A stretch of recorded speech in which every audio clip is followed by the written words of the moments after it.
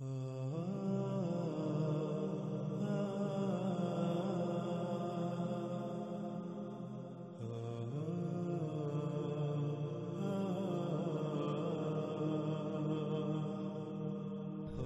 اب ہم بات کریں گے ذوالقرنین علیہ السلام، یاجوج اور ماجوج سمیت ان سے متعلقہ تمام تر موضوعات پر کہ ذوالقرنین کون تھے، یاجوج اور ماجوج کیا ہیں، ذوالقرنین علیہ السلام نے کب، کہاں، کیوں اور کیسے یاجوج اور ماجوج کو قید کیا۔ ان سوالات سمیت ایسے جتنے بھی سوالات ہیں، ان سب سوالات پر تفصیل کے ساتھ بات کریں گے۔ سب سے پہلے بات کرتے ہیں ذوالقرنین علیہ السلام پر کہ ذوالقرنین علیہ السلام کون تھے۔ یہ سوال بہت عرصے سے چلا رہا ہے اور اس سوال کا جواب دینے کے لیے قرآن کی ترجمانی کے دعوے داروں نے جو کہانیاں گڑھ رکھی ہیں، سب سے پہلے ان کو آپ کے سامنے رکھتے ہوئے ان کی حقیقت واضح کریں گے تاکہ اس موضوع پر کسی بھی قسم کا کوئی سوال، شک، شبہ یا ابہام باقی نہ رہے اور حق ہر لحاظ سے، ہر پہلو سے کھل کر آپ پر واضح ہو جائے۔ ذوالقرنین کے حوالے سے کہا جاتا ہے کہ قرآن میں اس قصے کا شان نزول یہودیوں کے 3 سوالات تھے۔ ان میں سے ایک اصحاب کہف کے بارے میں، دوسرا روح کے بارے میں اور تیسرا ذوالقرنین کے بارے میں تھا،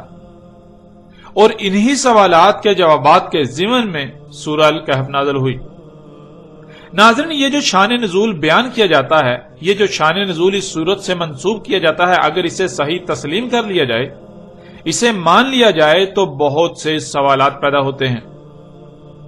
ان میں سب سے پہلا سوال تو یہ پیدا ہوتا ہے کہ سورہ الکہف تو ایک لمبے عرصے پر محیط وقتاً فوقتاً وقفے سے آیات کی صورت میں نازل ہوئی۔ جب حقیقت یہ ہے تو پھر یہ کیسے کہا جا سکتا ہے کہ سورہ الکہف ایک ہی بار مکمل نازل ہوئی؟ حالانکہ آپ اس کی حقیقت بذات خود قرآن میں ہی دیکھ سکتے ہیں کہ قرآن بالکل واضح الفاظ میں یہ کہتا ہے کہ قرآن آہستہ آہستہ وقفے سے ایک لمبے عرصے میں اتارا جا رہا ہے۔ قرآن میں 14 مقامات پر 14 آیات میں بالکل صراحت کے ساتھ یہ کہا گیا کہ اسے آہستہ آہستہ تھوڑا تھوڑا کر کے لمبے عرصے میں اتارا گیا یا اتارا جا رہا ہے، جیسا کہ آپ ان آیات میں دیکھ سکتے ہیں۔ سورہ الاسراء کی آیت 106 میں اللہ سبحانہ تعالیٰ کا کہنا ہے وَقُرْآنًا فَرَقْنَاهُ لِتَقْرَأَهُ عَلَى النَّاسِ عَلَى مُقْسٍ وَنَزَلْنَاهُ تَنزِيلًا، اور قرآن ہم نے اسے ٹکڑے ٹکڑے کیا اسے کرا کرنے کے لیے انسانوں پر جس مدت میں وہ دنیا میں موجود ہیں، اور ہم نے اسے اتارا لمبی مدت میں تھوڑا تھوڑا آہستہ آہستہ جب جس کی ضرورت تھی اتنا۔ ناظرین، یہ آیت بہت ہی وسعتوں کی حامل ہے اور اس میں عظیم راز پنہاں ہیں، لیکن ہم اپنے موضوع کے اعتبار سے اس وقت اسے سامنے رکھ رہے ہیں کہ اس آیت میں بالکل واضح 2 ٹوک الفاظ میں یہ بات واضح کر دی گئی کہ قرآن تھوڑا تھوڑا کر کے ٹکڑے ٹکڑے کر کے لمبے عرصے میں اتارا گیا۔ ایسا ہرگز نہیں ہے کہ ایک بڑی سورت ایک ہی بار میں اتار دی گئی۔ اسی طرح آپ اس آیت میں بھی دیکھ سکتے ہیں سورہ الانسان آیت نمبر 23 اِنَّا نَحْنُ نَزَلْنَا عَلَيْكَ الْقُرْآنَ تَنزِيلًا، اس میں کچھ شک نہیں، ہم ہی ہیں، ہم نے اتارا تجھ پر قرآن وقتاً فوقتاً تھوڑا تھوڑا لمبے عرصے میں۔ ناظرین، ان آیات میں یہ بات بالکل کھول کر واضح کر دی گئی کہ قرآن لمبے عرصے میں ٹکڑے ٹکڑے کر کے تھوڑا تھوڑا کر کے وقتاً فوقتاً جب جتنی ضرورت تھی اتنا اتارا گیا یا اتارا جا رہا ہے، جس سے یہ بات بالکل جھوٹی، بے بنیاد اور غلط ثابت ہو جاتی ہے کہ یہودیوں کے 3 سوالات کے جوابات میں سورہ الکہف نازل ہوئی۔ اب آتے ہیں دوسرے سوال کی طرف۔ آپ نے جان لیا کہ سورہ الکہف ایک ہی بار میں مکمل نازل نہیں ہوئی بلکہ وقتاً فوقتاً ایک لمبے عرصے میں نازل ہوئی، لیکن اگر اس کے باوجود ایک لمحے کے لیے یہ بات مان بھی لی جائے کہ یہودی کے ان 3 سوالات کے جواب میں سورہ الکہف نازل ہوئی، تو سوال یہ پیدا ہوتا ہے کہ سورہ الکہف پوری کی پوری روح کے موضوع سے خالی ہے۔ سورہ الکہف میں روح کے موضوع پر ایک لفظ بھی بیان نہیں کیا گیا، کیونکہ ان کے بیان کردہ شان نزول کے مطابق تو یہودیوں کے 3 سوالات میں سے ایک روح کے بارے میں تھا، دوسرا صحاب الکہف اور تیسرا ذوالقرنین کے بارے میں۔ یہودیوں کے ان سوالات کے جواب میں سورہ الکہف نازل کی گئی، لیکن حقیقت آپ کے سامنے ہے کہ پوری کی پوری سورۃ الکہف روح کے موضوع پر خالی ہے، جس سے یہ بات بالکل کھل کر واضح ہو جاتی ہے کہ سورۃ الکہف کا جو شان نزول گھڑ رکھا ہے وہ بالکل بے بنیاد اور باطل ہے۔ پھر اسی پس منظر میں سورۃ الکہف میں موجود واقعات کو سمجھنے کی کوشش کی جاتی ہے، اور پھر جو نظریہ و عقیدہ اخذ کیا جاتا ہے وہ دوسروں پر بھی مسلط کیا جاتا ہے، جو کہ بالکل بے بنیاد اور باطل ہے۔ پھر ناظرین، تیسرا سوال یہ پیدا ہوتا ہے کہ اگر یہودیوں نے اصحاب الکہف کے بارے میں سوال کیا تو پھر ایسا کیوں ہے کہ یہودیوں کی پوری تاریخ اور مذہبی مواد اصحاب الکہف کے حوالے سے مکمل خاموش ہے؟ آپ کو بنی اسرائیل میں سے یہود کے ہاں ایک لفظ بھی اصحاب الکہف پر نہیں ملے گا، اور وہ اصحاب الکہف کے حوالے سے کسی بھی واقعہ کو کوئی اہمیت نہیں دیتے، بلکہ یوں کہتے ہیں کہ یہ من گڑت قصہ ہے جو عیسائیوں نے گڑھ رکھا ہے، جو عیسائیوں کا گڑھا ہوا ہے۔ البتہ اصحاب کہف کا ذکر بنی اسرائیل میں سے نصارہ جنہیں عیسائی کہا جاتا ہے ان کے مذہبی مواد میں ضرور ملتا ہے، اور عیسائیوں کے ہاں اسے ایک بڑی تاریخی اور مذہبی اہمیت حاصل ہے۔ اب سوال یہ پیدا ہوتا ہے کہ جب یہودیوں کے نزدیک ایسا کوئی واقعہ پیش ہی نہیں آیا، ان کا پورا مذہبی مواد، تاریخ ایسے کسی بھی واقعے سے خالی ہے، تو اس کا سوال کیوں کریں گے؟ ان کی طرف سے ایسے کسی بھی سوال کی توقع کرنا بالکل بے بنیاد اور فضول ہے۔ اور پھر دوسری بات یہ کہ اصحاب الکہف کا واقعہ عیسیٰ ابن مریم علیہ السلام کے کافی عرصہ بعد رونما ہوا۔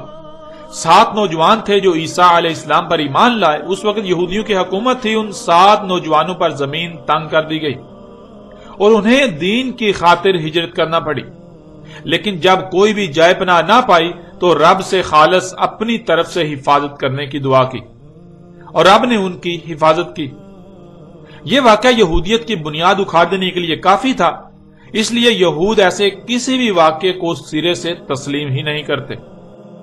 کیونکہ انہیں علم ہے کہ اگر وہ اسے تسلیم کریں گے یا اس واقعے پر کسی بھی قسم کی کوئی بات کریں گے تو یہودیت باطل ثابت ہو جائے گی۔ اس لیے پھر یہ کیسے ممکن ہے کہ یہودی اصحاب الکہف کے بارے میں سوال کریں جبکہ وہ خود اس واقعہ کو تسلیم ہی نہیں کرتے، بلکہ یہود کے نزدیک تو ایسا کوئی واقعہ وقوع پذیر ہی نہیں ہوا، یہ من گڑت ہے۔ پھر چوتھا سوال یہ پیدا ہوتا ہے کہ یہودیوں کا ان 3 میں سے ایک سوال روح کے بارے میں تھا، اور اس کے جواب میں سورہ الکہف نازل ہوئی، لیکن آپ جانتے ہیں کہ روح کے بارے میں تو سورہ الکہف مکمل خاموش ہے، اور روح کا ذکر تو سورہ بنی اسرائیل میں ہے، اور سورہ بنی اسرائیل میں روح کا ذکر آنا ہی اس کا جواب ہے کہ روح کے بارے میں سوال بنی اسرائیل کا تھا۔ اور بنی اسرائیل صرف یہود ہی نہیں بلکہ وہ بھی ہیں جو بعد میں عیسیٰ علیہ السلام پر ایمان لائے اور پھر بعد میں جا کر دل ہوئے، یعنی صراط مستقیم سے ہٹ گئے، جنہیں عیسائی کہا جاتا ہے۔ روح عیسائیت میں شروع سے ہی موضوع بحث رہی،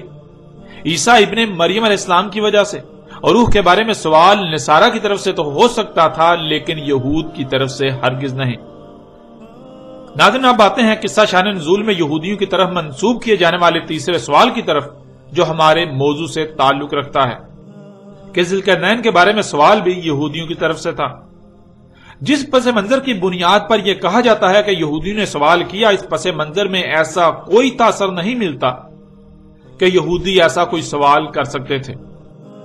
اس لیے کہ یہودیوں کے پورے مذہبی اور تاریخی مواد میں ذوالقرنین کے حوالے سے کوئی دور تک اشارہ نہیں ہے، نہ ہی ایسا کوئی نام یہودیوں کے ہاں کوئی وجود رکھتا تھا اور آج بھی وجود رکھتا ہے۔ لیکن اگر دوسرے پس منظر میں دیکھیں تو یہ بات ثابت ہو جاتی ہے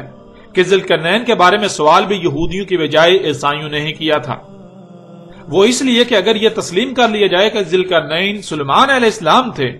تو یہودیوں کا سلیمان علیہ السلام کے بارے میں عقیدہ ہے کہ وہ ایک تو نبی نہیں تھے اور دوسرا ان کی موت شرک پر ہوئی۔ انہوں نے اپنی زندگی کے آخری وقت میں بہت سے اوثان بنا لیے تھے جن کی وہ غلامی کرتے تھے۔ اوثان کہتے ہیں انسان کی خلق کردہ ان ایجادات کو جنہیں انسان سہولتوں کا نام دیتا ہے، جیسے آج مشینیں، گاڑیاں، جہاز وغیرہ، اور ان کی غلامی انہی کے حصول کے لیے ان کے پیچھے استعمال کیے جانے والے وقت کو کہا جاتا ہے۔ یہود کا نظریہ یہ ہے کہ سلیمان بن داؤد نے اپنی زندگی کا مقصد و مشن ہی ایسی اشیاء کی تخلیق اور استعمال کو بنا لیا تھا، لہذا وہ کافر اور مشرک تھا، اور اسی حالت میں سلیمان کی موت ہوئی۔ اس کے علاوہ سینکڑوں کی تعداد میں سلیمان نے نکاح کے بغیر عورتیں رکھی ہوئی تھیں جو سینکڑوں بیویوں کے علاوہ تھیں۔ اس لیے سلیمان یہودیوں اور عیسائیوں کے ہاں ایک متنازع شخصیت کے طور پر جانے جاتے ہیں۔ سلیمان علیہ السلام کے کفر و شرک کی گواہی یہودیوں کے صرف کسی عالم وغیرہ کا عقیدہ نہیں بلکہ باقاعدہ ان کی خود ساختہ آسمانی کتابوں کا مجموعہ عہد نامہ قدیم میں بھی درج ہے، اور عہد نامہ قدیم کی آسمانی کتابیں جتنے یہود کے لیے مقدس ہیں اتنی ہی نصارہ کے لیے بھی۔ یوں نہ صرف یہودی بلکہ عیسائی بھی سلیمان علیہ السلام کے بارے میں یہی نظریہ رکھتے ہیں، لیکن عیسائیوں کے ہاں آخری حجت عہد نامہ جدید یعنی انجیل ہے، اس لیے وہ پرانے عہد نامے میں تحریف وغیرہ کو ممکن سمجھتے ہیں۔ اس لیے اگر کوئی بات پرانے عہد نامہ میں موجود ہو اور اس کے برعکس کوئی بات کہیں سے معلوم ہو تو وہ کوشش کرتے ہیں کہ آنکھیں بند کر کے پرانے عہد نامے کو تسلیم کرنے کی بجائے تحقیق کی جائے، لیکن یہود اس بات کو سننے کے لیے تیار ہی نہیں کہ عہد نامہ قدیم میں کوئی تبدیلی یا تحریف ہے، اور وہ کسی ایسی بات کو تسلیم کریں جو عہد نامہ قدیم کے مخالف ہو، یہ یہودیوں کے عقائد کی نفی تصور کیا جاتا ہے۔ پھر یہ سمجھنا کہ یہودی ایسا سوال کریں گے یہ بالکل بے بنیاد اور باطل ثابت ہو جاتا ہے۔ البتہ جب محمد علیہ السلام کو مبعوث کیا گیا تو قرآن میں سلیمان علیہ السلام کے بارے میں نہ صرف یہودی کے عقائد و نظریات کی تردید کی گئی بلکہ سلیمان علیہ السلام کو اللہ سبحانہ و تعالیٰ نے اپنا صالح نبی اور صالح حکمران قرار دیا، اور دو ٹوک الفاظ میں یہ واضح کر دیا کہ سلیمان کافر و مشرک نہیں تھا۔ یوں یہ بات بھی واضح ہو جاتی ہے کہ اگر ذوالقرنین سلیمان علیہ السلام تھے تو پھر نصارہ کی طرف سے سوال کیا گیا کہ یہود تو اس شخصیت یعنی سلیمان کے بارے میں ایسا عقیدہ و نظریہ رکھتے ہیں اور ہماری انجیل تو اس پر بالکل خاموش ہے، تو اے محمد آپ بتائیں کہ آیا یہود اس بارے میں سچے ہیں یا پھر حقیقت کیا ہے؟ یہود داؤد کے بیٹے سلیمان کے بارے میں جو عقیدہ و نظریہ رکھتے ہیں کہ وہ کافر و مشرک تھا، اس پر طرح طرح کے الزامات لگاتے ہیں، آیا وہ اپنے اس عقیدے میں سچے ہیں یا پھر حقیقت اس کے برعکس ہے؟ لہٰذا آپ اس کی وضاحت کریں۔ اور قرآن میں جب اللہ سبحانہ و تعالیٰ نے اس واقعہ کا ذکر کیا تو سلیمان کی جگہ لفظ ذوالقرنین استعمال کیا۔ آگے چل کر اس پر مزید تفصیل کے ساتھ بات ہوگی۔ ناظرین، قدیم علماء مفسر و مفکر قرآن کے طور پر جانے پہچانے جانے والوں کی اکثریت کے نزدیک قرآن میں مذکور ذوالقرنین وہ شخصیت ہے جسے لوگ انگلش میں الیگزینڈر دی گریٹ اور اردو میں اسکندر اعظم کے نام سے جانتے ہیں، لیکن اس نظریے پر تنقید کرنے والوں کی ایک بڑی تعداد رہی جنہوں نے اسکندر اعظم یونانی کے ذوالقرنین ہونے پر بہت سے ایسے اعتراضات اٹھائے کہ اسے ذوالقرنین ماننے والے بھی ان سوالات کے جوابات نہ دے سکے اور الٹے عاجز آ گئے۔ مثلا قرآن میں مذکور ذوالقرنین زمین کے مغرب و مشرق تک پہنچا، اسے زمین کے مغرب و مشرق تک کا اقتدار و اختیار حاصل تھا، مکن حاصل تھا، اور اسکندر اعظم قرآن کی اس بات پر بالکل بھی پورا نہیں اترتا۔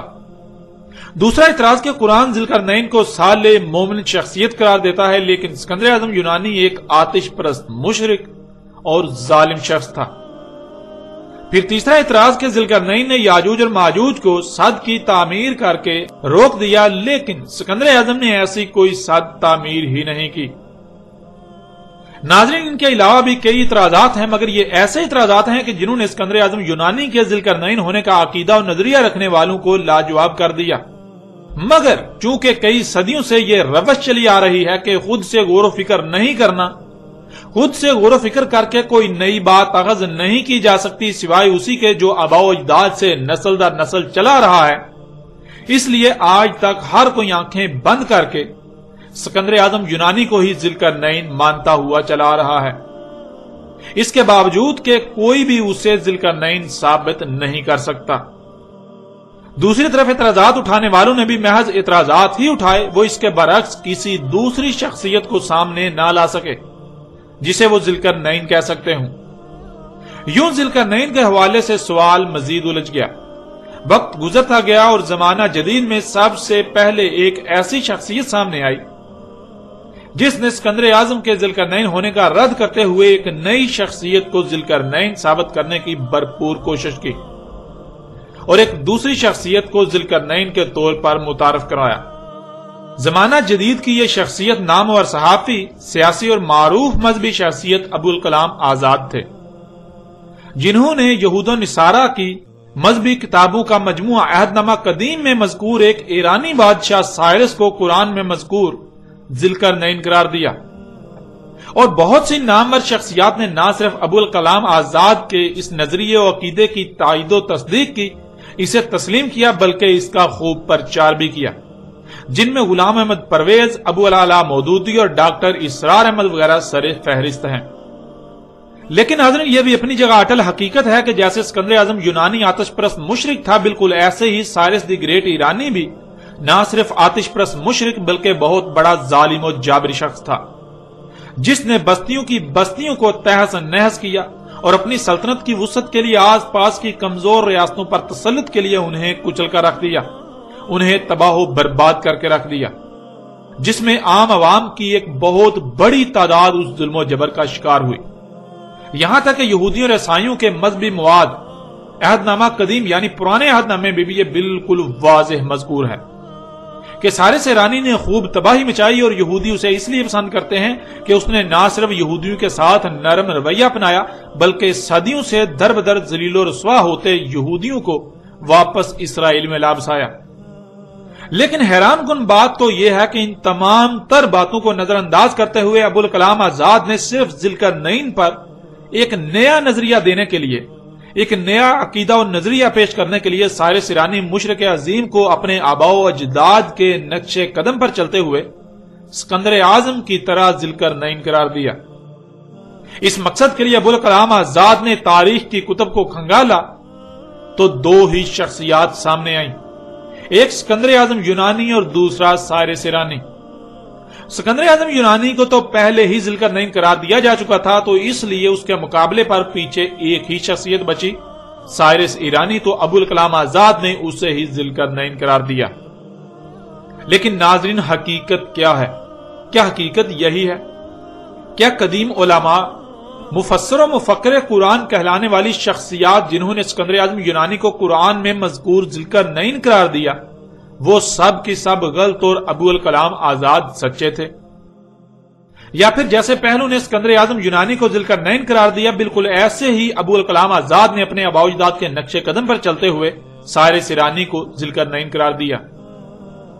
جیسے باقی لوگ اپنے علماء، مفکر و مفسر کہلانے والی بڑی بڑی نامور شخصیات کی آنکھیں بند کر کے تائید و تصدیق کرتے رہے اور ہر اعتراض کو نظر انداز کرتے رہے، بالکل ایسے ہی ابو العلا مودودی، غلام احمد پرویز اور ڈاکٹر اسرار احمد جیسی شخصیات نے بھی کیا کہ جو نظریہ ابوالکلام آزاد نے پیش کیا، انہوں نے ٹھان لی کہ ہر حال میں اسی کی تائید و تصدیق اور پرچار ہی کرنا ہے، تاکہ جیسے قدیم دور میں ایسے موضوعات پر لب کشائی کرنے والوں کو نمایاں مقام حاصل ہوا، بالکل ایسے ہی آج یہ لوگ بھی نمایاں مقام حاصل کر سکیں۔ اب آتے ہیں ناظرین اس طرف کہ حقیقت کیا ہے۔ حقیقت ہر لحاظ سے کھول کر آپ کے سامنے رکھتے ہیں، پھر فیصلہ آپ کے اختیار میں ہوگا کہ حق کیا ہے اور باطل کیا ہے۔ حق و باطل میں فرق اس قدر واضح ہو جائے گا کہ آپ کو رائے برابر بھی مشکل نہیں رہے گی حق پہچاننے میں۔ وہ لوگ جنہوں نے اسکندر اعظم یونانی کو ذوالقرنین کہا یا مانتے ہیں، اور ان کے برعکس وہ لوگ جنہوں نے سائرس ایرانی کو ذوالقرنین کہا یا مانتے ہیں اور مان رہے ہیں، دونوں نے ہی قرآن کے برعکس تاریخ کی کتب کا سہارا لے کر اپنا اپنا نظریہ اخذ کیا۔ یہ بات جان لیں کہ قرآن میں نہ تو اسکندر اعظم کا نام آیا اور نہ ہی سائرس ایرانی کا۔ ان دونوں شخصیات کو ذوالقرنین ثابت کرنے کے لیے قرآن کے علاوہ تاریخی کتب کا سہارا لیا گیا۔ اب آتے ہیں قرآن کی طرف اور قرآن سے ہی سوال کرتے ہیں کہ کیا ان دونوں میں سے کوئی ذوالقرنین تھا؟ اگر نہیں تو پھر ذوالقرنین کون تھا؟ کیا قرآن اس پر خاموش ہے؟ کیا قرآن کا مقصد صرف سوال کھڑا کرنا ہے اور اس سوال کا جواب دینا قرآن پر فرض نہیں ہے؟ ذوالقرنین کون ہے؟ کیا قرآن اس پر رہنمائی نہیں کرتا؟ قرآن اس پر خاموش ہے جو ان لوگوں نے قرآن کے برعکس کتابوں سے رجوع کیا؟ کیا قرآن اپنے علاوہ دوسری کتب کی طرف کسی بھی معاملے میں رہنمائی کے لیے جانے کی اجازت دیتا ہے؟ اگر اجازت دیتا ہے تو اس کا مطلب کہ قرآن مکمل رہنمائی کا دعویٰ نہیں کر سکتا۔ قرآن بعض معاملات میں بعض سوالات پر عاجز آ سکتا ہے۔ قرآن کو بھی لاجواب کیا جا سکتا ہے، جیسا کہ اس موضوع پر اسکندر اعظم اور سارے سیرانی کو ذل کر نہیں ماننے والوں نے قرآن کو لاجواب کر دیا۔ اگر قرآن مکمل رہنمائی کا دعوے دار ہے، وہ ہر سوال کا جواب دیتا ہے، تو پھر اگر کوئی کسی بھی معاملے میں قرآن کو ترک کر کے اس کے برعکس کسی اور کی طرف رخ کرتا ہے، کسی اور سے رجوع کرتا ہے، تو قرآن ایسوں کے حوالے سے کیا کہتا ہے؟ ان سب سوالات کے جوابات بذات خود قرآن سے ہی آپ کے سامنے رکھتے ہیں۔ اس وقت آپ کو سکرین پر سورہ الاسراء کی آیت نمبر 99 نظر آ رہی ہے۔ وَلَقَدْ صَرَفْنَا لِلنَّاسِ فِي هَذَا الْقُرْآنِ مِنْ كُلِّ مَثَلٍ فَأَبَىٰ أَكْثَرُ النَّاسِ إِلَّا كُفُورًا، اور تحقیق کے یعنی تم اپنی طرف سے پوری تحقیق کر لو، اپنے گھوڑے دوڑا لو، جو کہا جا رہا ہے وہی تمہارے سامنے آئے گا، وہی حق ہے۔ ہم نے ہر پہلو سے، ہر لحاظ سے پھیر پھیر کر سامنے لے آئے، بیان کر دیا انسانوں کے لیے اس قرآن میں تمام کی تمام مسئلوں سے۔ پس انکار کر دیا انسانوں کی اکثریت نے، مگر اس لیے کہ جو کچھ بھی انہیں عطا کیا گیا وہ اس مقصد کے لیے استعمال ہی نہیں کرنا چاہتے جس مقصد کے لیے انہیں عطا کیا گیا، وہ اپنی خواہشات کی اتباع کرنا چاہتے ہیں، اس لیے انسانوں کی اکثریت نے اس بات کو ماننے سے انکار کر دیا۔ پھر اس طرح اگلی آیت سورہ الکہف کی آیت نمبر 54، وَلَقَدْ صَرَفْنَا فِي هَذَا الْقُرْآنِ لِلنَّاسِ مِنْ كُلِّ مَثَلٍ وَكَانَ الْإِنسَانُ أَكْثَرَ شَيْءٍ جَدَلًا، اور تحقیق کے لیے یعنی تم اپنی طرف سے پوری تحقیق کر لو، اپنے گھوڑے دوڑا لو، جو کہا جا رہا ہے وہی حق ہے، وہی تمہارے سامنے آئے گا۔ ہم نے ہر پہلو سے، ہر لحاظ سے پھیر پھیر کر سامنے لے آئے، بیان کر دیا انسانوں کے لیے اس قرآن میں تمام کی تمام مسئلوں سے، یعنی اس قرآن میں ماضی میں پیش آنے والے واقعات میں سے صرف اور صرف ان کا ذکر کیا جو خوب ہو اسی طرح قرآن کے نزول سے اسات کے قیام تک پیش آئیں گے۔ انسانوں کے ہر سوال کا جواب ہر پہلو سے، ہر لحاظ سے پھیر پھیر کر اس قرآن میں بیان کر دیا، ان کے سامنے لے آئے مسئلوں سے۔ اور تھا انسان اکثریت معاملات میں جھگڑا کرنے والا، سو جھگڑا ہی کیا، یعنی قرآن کی بات تسلیم کرنے کی بجائے اپنی خواہشات و اپنے خود ساتہ الہوں کی باتوں کو قرآن پر ترجیح دی۔ جب بھی قرآن نے کسی معاملے میں رہنمائی کی تو اپنی بےہودہ دلیلوں کو قرآن پر پیش کیا اور قرآن کے مد مقابل اور اشیاء کو اور کتابوں کو لا کھڑا کیا، اوروں کو لا کھڑا کیا، وہ بات تسلیم نہ کی جو قرآن نے پیش کی، اس کے برعکس جو قرآن کے علاوہ اوروں کی بات ہے اس کو ہی تسلیم کیا۔ ناظرین، ان آیات میں آپ نے خود اپنی آنکھوں سے دیکھ لیا اور کانوں سے سن لیا کہ اللہ سبحانہ وتعالی نے بالکل واضح کر دیا کہ اس قرآن میں جو آپ کے سامنے ہے، اس میں نہ صرف ہر سوال کا جواب دے دیا بلکہ ہر پہلو سے پھیر پھیر کر انسانوں کے سامنے لے آئے مسئلوں سے۔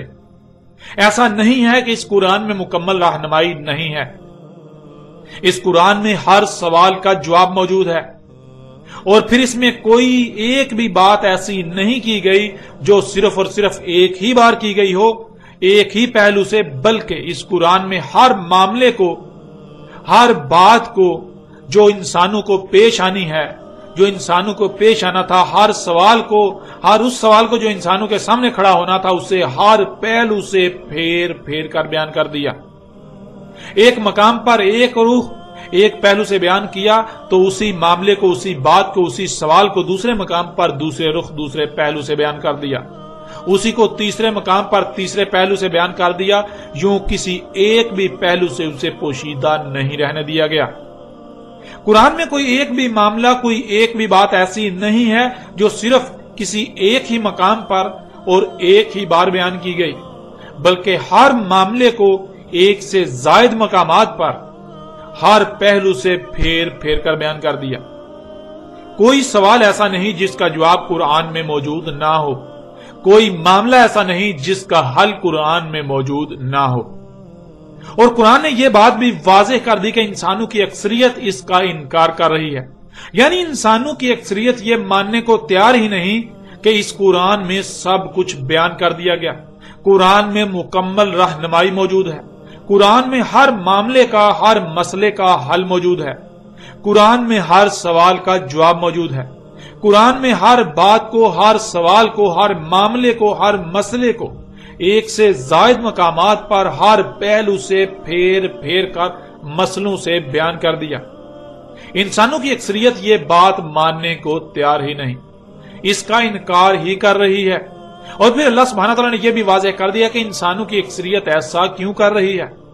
الا کفورا، یعنی انسانوں کو جو کچھ بھی عطا کیا گیا، خواہ وہ مال ہو، دولت ہو، اولاد ہو، یا ذہنی اور جسمانی صلاحیتیں ہوں، وہ کہیں یا کسی پر بھی اقتدار و اختیار ہو یا کچھ بھی عطا کیا گیا ہو، انسانوں کی اکثریت ان کا استعمال اس مقصد کے لیے کرنا ہی نہیں چاہتی جس مقصد کے لیے انہیں یہ سب عطا کیا گیا، یہ سب کچھ دیا گیا۔ کیونکہ اگر یہ بات مان لیں کہ قرآن میں ہر سوال کا جواب موجود ہے، ہر معاملے اور مسئلے کا حل موجود ہے، تو ان کی خواہشات پر ضرب آئے گی، اور یہی یہ نہیں چاہتے، یہ اپنی خواہشات کی اتباع کرنا چاہتے ہیں، اس لیے یہ اس بات کا انکار کرتے ہیں کہ قرآن میں سب کچھ ہر پہلو سے پھیر پھیر کر مسئلوں سے بیان کر دیا گیا، مسئلوں سے سامنے لے آیا گیا۔ اس لیے یہ قرآن کے برعکس اوروں کی طرف رجوع کرتے ہیں، ان کی طرف رجوع کرتے ہیں جن سے ان کی خواہشات پر ضرب نہیں آتی، ان کی خواہشات پر ضرب نہیں پڑتی، بلکہ وہ الٹا ان کی خواہشات کے عین مطابق ہوتا ہے۔ مثال کے طور پر ناظرین، آج اکثریت کی زبانوں سے آپ سنتے ہیں، اکثریت کا کہنا ہے کہ قرآن میں سب کچھ بیان نہیں کیا گیا، قرآن میں احکامات تو ہیں لیکن ان کی تفاصیل موجود نہیں ہیں، ان کو کیسے کرنا ہے یہ نہیں بتایا گیا، کیوں کرنا ہے، کب کرنا ہے، کس طرح کرنا ہے، ان سوالات کے جوابات قرآن میں موجود نہیں ہیں۔ مثلا الصلاۃ، جس کا ترجمہ نماز کیا جاتا ہے، اور کہا جاتا ہے کہ قرآن میں صلاۃ کا حکم تو ہے لیکن طریقہ قرآن میں نہیں ہے، اور پھر یہ جہاں سے طریقہ اخذ کرتے ہیں اس صلاۃ کے نام پر ان کی خواہشات پر کوئی ضرب نہیں آتی، وہاں سے صلاۃ کے نام پر جو ان کو مل رہا ہے وہ ان کی خواہشات کے عین مطابق ہے، حالانکہ پورے کا پورا قرآن ایک ہی شے کی وضاحت کر رہا ہے، اور وہ ہے الصلاۃ۔ اگر یہ مان لیا جائے کہ قرآن میں صلاۃ کی رہنمائی موجود ہے تو دنیا کی زندگی اتنی سخت ہو جائے گی کہ جیسے آپ کو آگ میں ڈال دیا گیا ہو، اور یہی کوئی نہیں چاہتا۔ اس لیے اکثریت اس کا انکار کرتی ہے کہ قرآن میں ہر سوال کا جواب موجود ہے، کیونکہ اگر اس بات کو تسلیم کر لیا جائے گا اور اپنے ہر سوال کا جواب، ہر مسئلے کا حل قرآن میں تلاش کیا جائے گا، قرآن سے حاصل کیا جائے گا، تو انسان کو جو کچھ بھی عطا کیا گیا اس پر اس کا اپنا کوئی اختیار نہیں رہے گا، اس کو پھر خالص اللہ کی غلامی کرنا پڑے گی، اور یہی وہ نہیں چاہتا۔ اب دیکھیں سورہ نساء کی آیت نمبر 82 میں اللہ سبحانہ تعالیٰ کا کہنا ہے، افلا یتدبرون القرآن لو کان من عند غیر اللہ لوجدوا فیہ اختلافا کثیرا، کیا پس نہیں تدبر کر رہے القرآن، اور اگر تھا کسی اور سے اللہ کا علاوہ کہ تم پاتے اس میں کثیر اختلاف، یعنی ایسا نہیں ہے کہ اس قرآن میں ایک مقام پر کچھ کہا جا رہا ہے اور دوسرے مقام پر اس کے برعکس کچھ اور دوسری بات کہی جا رہی ہے۔ اگر تم اس قرآن میں ایسی شے پاؤ، اختلاف پاؤ، تو پھر یہ اللہ کی طرف سے نہیں ہے بلکہ یہ غیر اللہ کی طرف سے ہے۔ ناظرین، اللہ سبحانہ و تعالیٰ کی طرف سے کھلم کھلا اعلان ہے کہ اگر یہ قرآن غیر اللہ کی طرف سے ہوتا تو تم اس میں کثیر اختلاف پاتے، یعنی اگر ہم اس آیت کو صرف پیچھے بیان کی جانے والی 2 آیات کے تناظر میں دیکھیں تو ایسا ممکن ہی نہیں کہ اللہ سبحانہ و تعالیٰ نے قرآن میں جو سوالات اٹھائے ہوں یا جو بھی احکامات دیے ہوں، جو بھی کہا ہو، ان کے جوابات بھی قرآن میں نہ دیے ہوں، حتیٰ کہ انسان کے اس دنیا میں موجود رہنے تک پیش آنے والے کسی بھی معاملے کا حل ایسا نہیں ہے کہ قرآن میں نہ ہو، کسی بھی قسم کے پیدا ہونے والے سوال کا جواب قرآن میں نہ ہو، یہ ممکن ہی نہیں، کیونکہ اگر ایسا ہو تو گویا کہ قرآن میں اختلاف ہے۔ ایک طرف اللہ سبحانہ تعالیٰ کا کہنا ہے کہ اس قرآن میں سب کچھ ہر طرف سے پھیر پھیر کر بیان کر دیا، ہر پہلو سے پھیر پھیر کر انسانوں کے لیے ان کے سامنے لے آئے مسئلوں سے، اور دوسری طرف اللہ سبحانہ و تعالیٰ نے ایسے سوالات کے جوابات ہی نہ رکھے جو بڑے بڑے سوالات ہیں جن کے جوابات جاننا بہت ضروری ہیں۔ قرآن خود ہی سوال کھڑا کرے اور اس کا جواب ہی نہ دے، ایسی صورت میں تو یہ پھر اللہ کی طرف سے نہ ہوا بلکہ غیر اللہ کی طرف سے ہوا، جو کہ بالکل ناممکن ہے۔ اب ناظرین غور کریں، اللہ سبحانہ وتعالیٰ کا کہنا ہے کہ ہر سوال کا جواب اس قرآن میں ہر پہلو سے پھیر پھیر کر مختلف مقامات پر بیان کر دیا، انسانوں کے لیے سامنے لے آئے مسئلوں سے۔ اور اگر کوئی سوال کھڑا ہو اور آپ یہ کہیں کہ اس قرآن میں اس کا جواب نہیں ہے تو پھر اس کا مطلب کیا ہے؟ ایک ہی صورت ہے، یا تو قرآن جھوٹا اور آپ سچے ہیں، یا پھر قرآن جھوٹا نہیں، قرآن تو سچا ہے اور آپ اپنے دعوے میں جھوٹے ہیں۔ آپ قرآن پر الزام لگا رہے ہیں، آپ قرآن پر اور اللہ پر افترا کر رہے ہیں۔ اور ناظرین ذرا غور کریں، اگر کوئی سوال پیدا ہوتا ہے تو آپ اس سوال کا جواب قرآن سے حاصل کرنے کی بجائے اس قرآن کے برعکس کسی اور کی طرف رجوع کرتے ہیں، تو آپ کا یہ عمل کس بات کا اعلان کر رہا ہے؟ کیا آپ اپنے عمل سے یہ اعلان نہیں کر رہے کہ قرآن کے پاس آپ کے سوال کا جواب موجود نہیں ہے؟ کیا آپ اپنے عمل سے یہ اعلان نہیں کر رہے کہ قرآن میں اختلاف موجود ہے؟ ایک طرف قرآن ہر سوال کا جواب دینے کا دعویٰ کرتا ہے اور دوسری طرف آپ کے سوال کا جواب قرآن کے پاس ہے ہی نہیں، اسی لیے تو آپ نے قرآن کے برعکس کسی اور سے رجوع کیا اپنے سوال کے جواب کے لیے۔ اب ناظرین ذرا غور کریں، جن جن لوگوں نے اسکندر اعظم یا سائرس ایرانی کو ذوالقرنین کہا ثابت کرنے کی کوشش کی، اور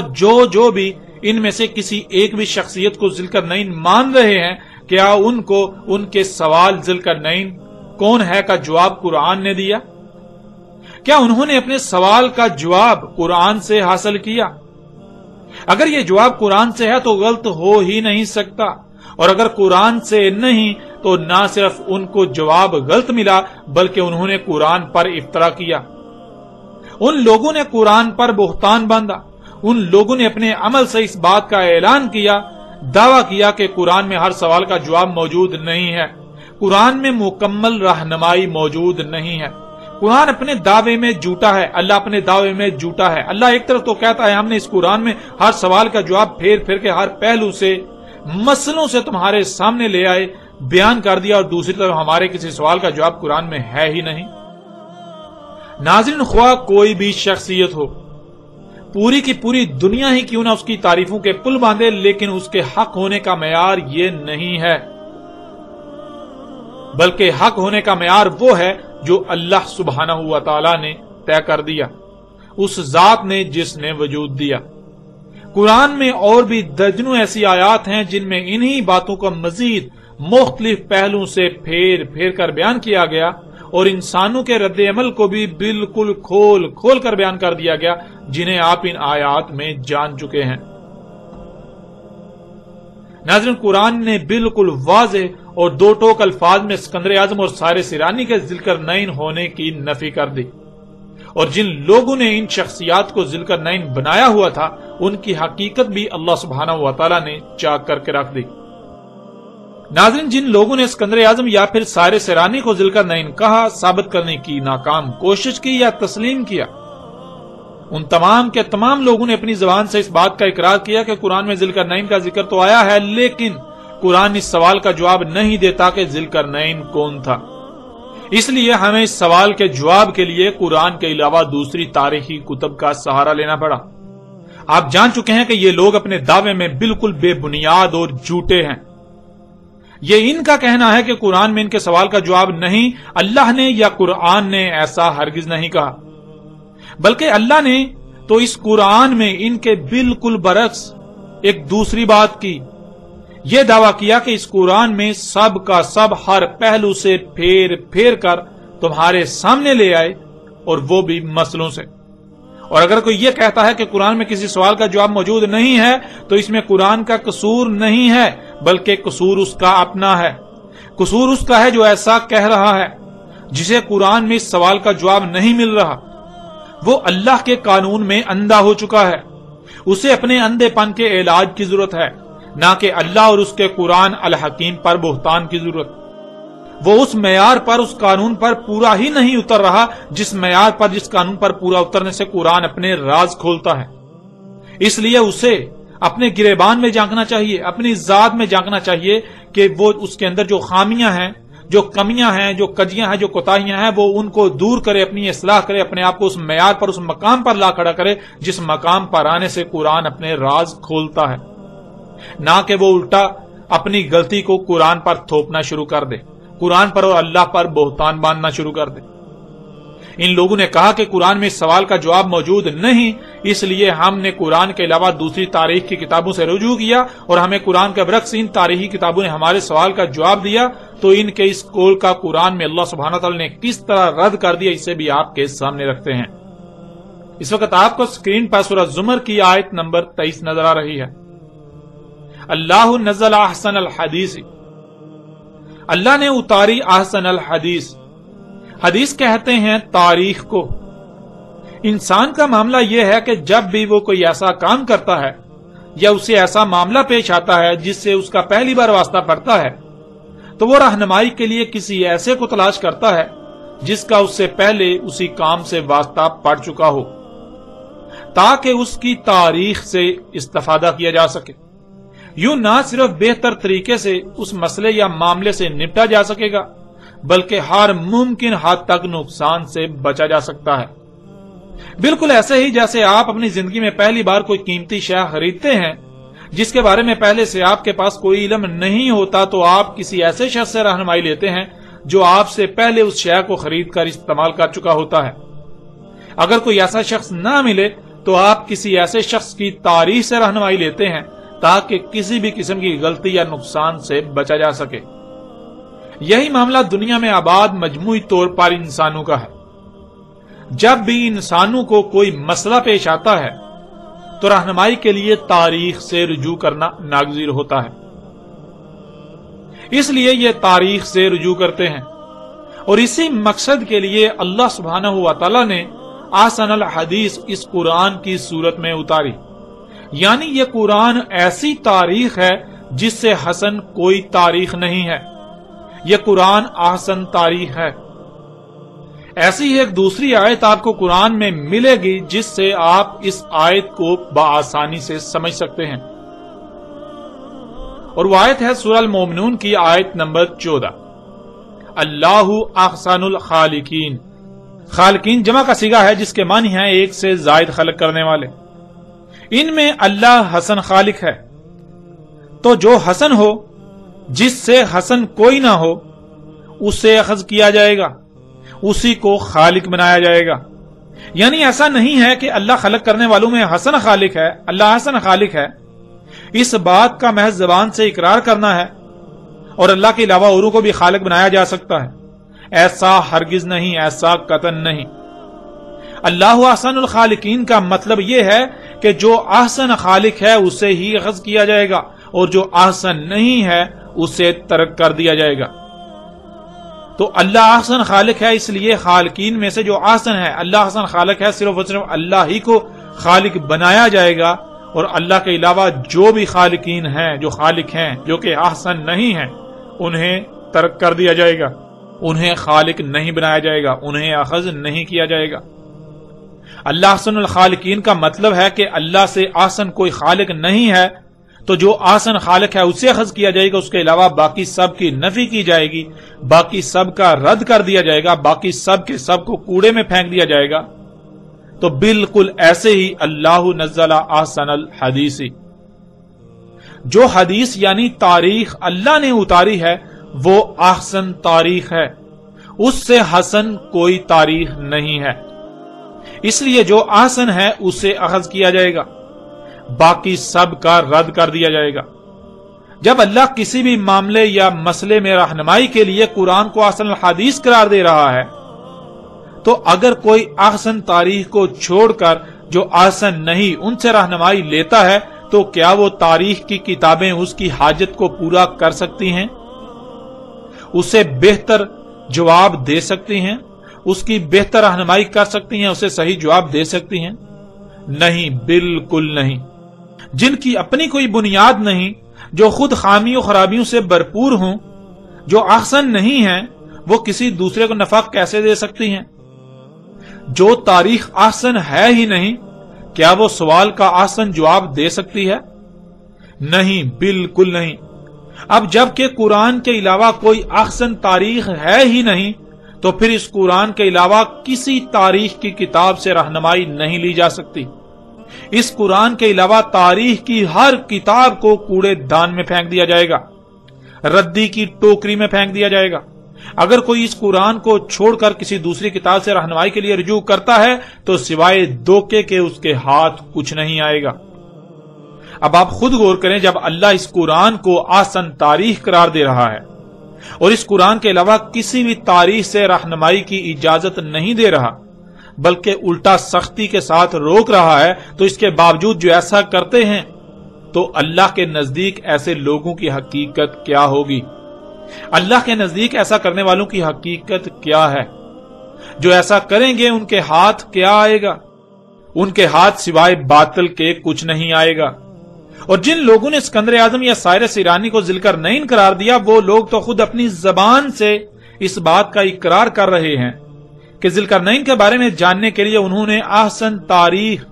قرآن کے برعکس دوسری تاریخ سے رجوع کیا جس نے انہیں ان کے سوال کا جواب دیا۔ تو جب یہ جواب احسن تاریخ کا ہے ہی نہیں تو پھر جواب بھی احسن کیسے ہو سکتا ہے؟